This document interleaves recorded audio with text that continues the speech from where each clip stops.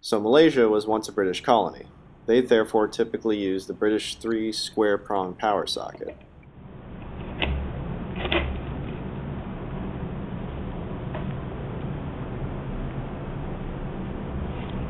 This is just showing that this is the English 3-prong adapter, and also that it's flip-on powered. This is an Apple thing.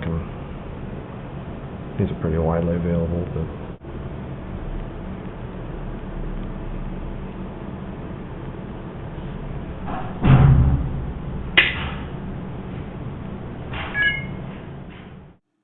Now I've been to Malaysia around 5 times now and never known this, so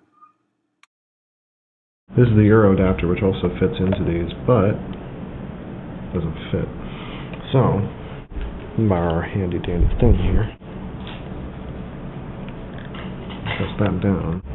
See if I can do it with one hand. Yeah, right. Don't think so. So, press down, fit, on, charge. that's a demonstration that the 2 round-prong Euro power adapter can fit the 3 square-prong English power socket.